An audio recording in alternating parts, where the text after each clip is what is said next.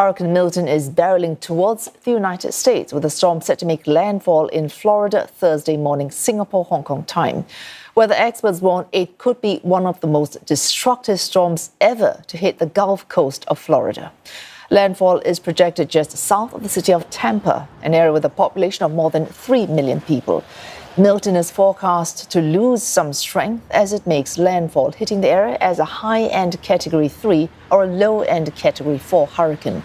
Nearly 6 million people have been urged to leave western Florida in what has been described as one of the biggest evacuations in state history. People are rushing to leave their homes. Officials say the federal government has already deployed nearly 100 responders, medical equipment and supplies. Most counties are in an official state of emergency, and a public health emergency has been declared in Florida. For more, we have Simon Marks joining us live from Washington, D.C. Simon, Hurricane Milton fast approaching Florida. How is the state bracing for this impact?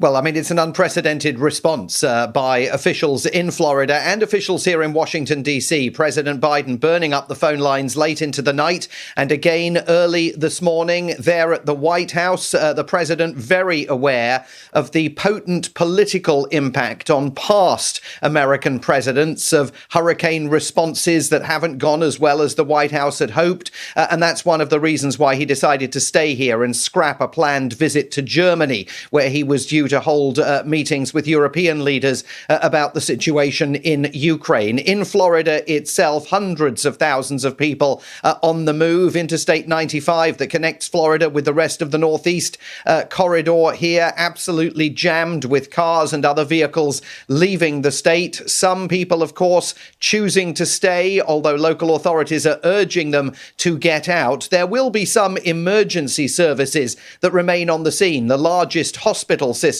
in Tampa has announced that it is going to continue functioning even as the storm barrels towards the west coast of Florida and threatens to cut right across the central area of the state, depositing potentially record amounts of water on Florida. Storm surge warnings of up to 5 meters being projected by the National Hurricane Center, which describes this as a once-in-a-century storm. The widespread expectation is that large areas of Florida will not only be inundated with water, but that their utilities will be cut, loss of power widely expected.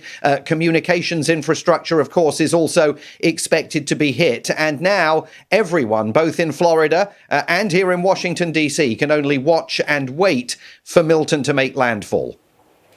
All right, even as authorities prepare for Milton, there still cleanup is far from over from the previous hurricane. That's Helene.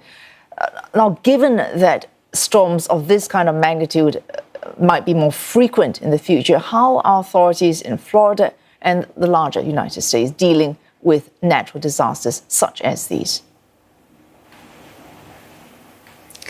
Well, you're absolutely right, Wei Su. The issue of Hurricane Helene and the cleanup caused by its devastation still absolutely bedeviling parts of Florida and other states, including North Carolina particularly, and Georgia. But the officials in Florida, Governor Ron DeSantis and his staff, saying that they now have to focus enormously on Milton because of the threat that it poses. They think it is going to be far worse even than the damage caused a few days ago by Hurricane Helene.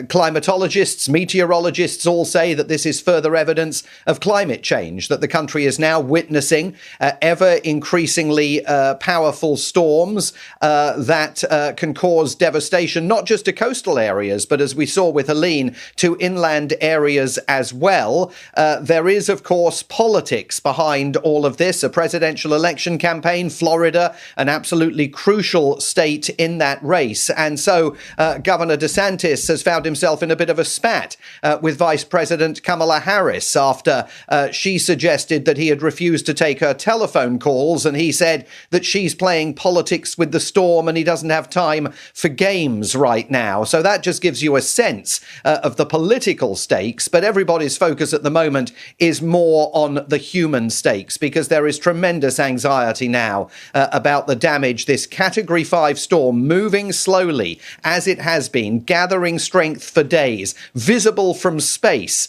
about the damage that this storm is going to inflict on the Sunshine State.